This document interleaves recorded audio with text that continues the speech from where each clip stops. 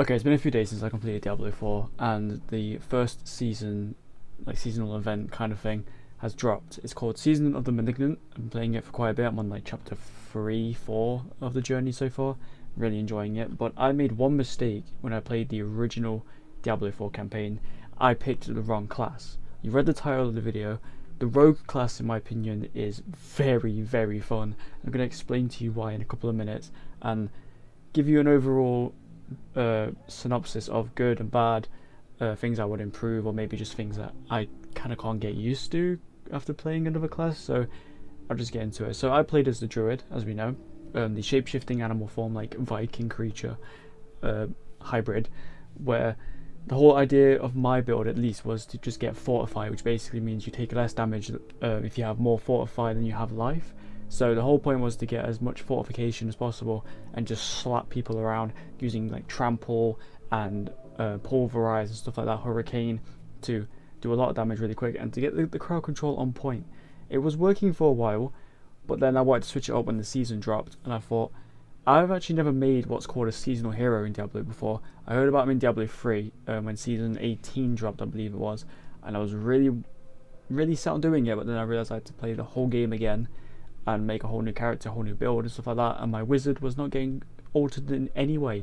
But this game I'm going to do it, and I'm doing it right now, and I decided to go with the rogue class, where the build I have is very, very fun. So it revolves around this ability called Twisting Blades, where it's my right click ability. Basically you stab an enemy with it, you probably see it in the gameplay, you stab an enemy with it, and then you go to another enemy and the blades will shoot from one enemy towards the other.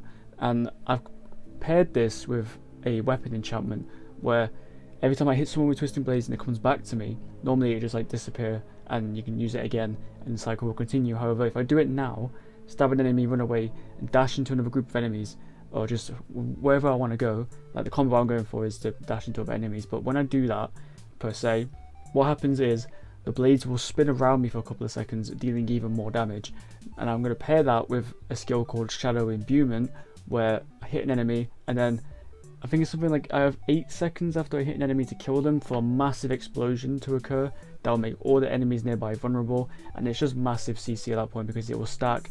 And with the spinning blades as well, you probably see in the gameplay, it just makes it so fun. It's so satisfying going into a huge group of enemies and a big boss, just holding right click like twice, dashing into a massive group of enemies, seeing the blades come from that first enemy all the way to me, making every enemy in my journey vulnerable, and I can just do it again, swipe, swipe, swipe, and just constantly do damage. And it gets even better than that because I pair this with another skill called Concealment, where you basically go invisible for a few seconds, and your first hit on an enemy while you're invisible is guaranteed to be critical, and it makes them vulnerable.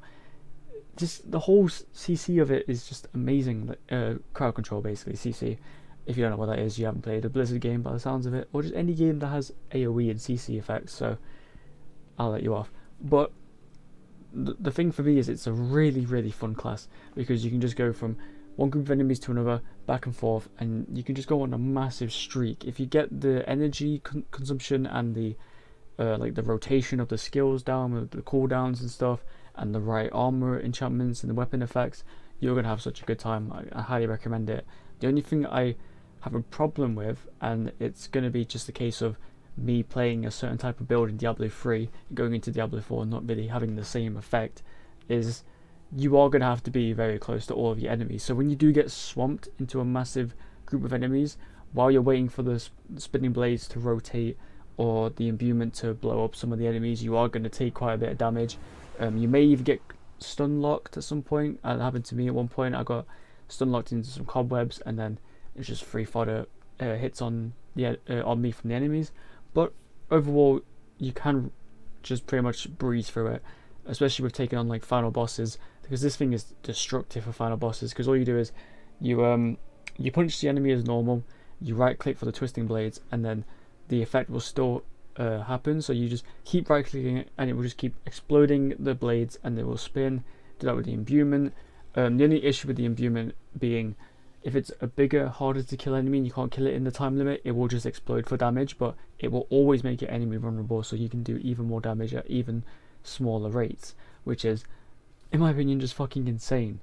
But it's up to you if you want to play the rogue class. I really recommend it. It's such a good class, and I'm going to do a spec build of it at some point because I'm going to pump out Diablo 4 content for like new builds that I find. But I'm going to make a skill tree video when I get my character to level 50 for the current build I'm using, which is a Twisting Blades build for the rogue class. I'll probably leave a link in the description actually of that video when it comes out, but for now I'm just going to have this video be a one-time thing. But if you want to see more Diablo 4, let me know in the comments. I'm really enjoying the game. Is it better than Diablo 3 for me? So far, no, because obviously Diablo 3 just holds more of a sentimental value for me, but I'm holding it on very high regards for Diablo 4. It's a really good game, and I also fixed the issue I mentioned in my review of the game with the whole stuttering thing. I found out it was because of a memory leak in my VRAM, so it's a common thing for most players. It's happening to everyone around the world, but the best way I can fix it is to restart the game every few hours, which is fine by me, so I'm going to do that. But anyway, I've spoke for long enough. Hope you've probably seen in the gameplay exactly what I mean about the rogue class. If that is your thing, go for it.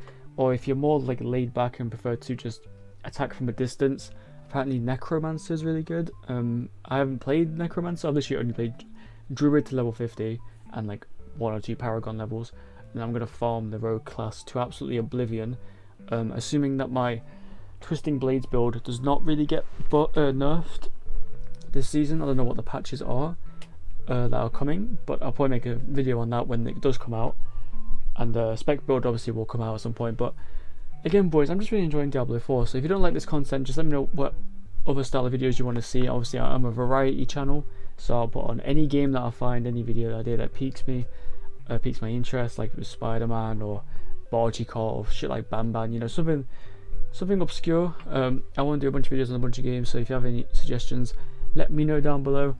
And other than that, it's been Dark Knights. I'll see you later. Peace out.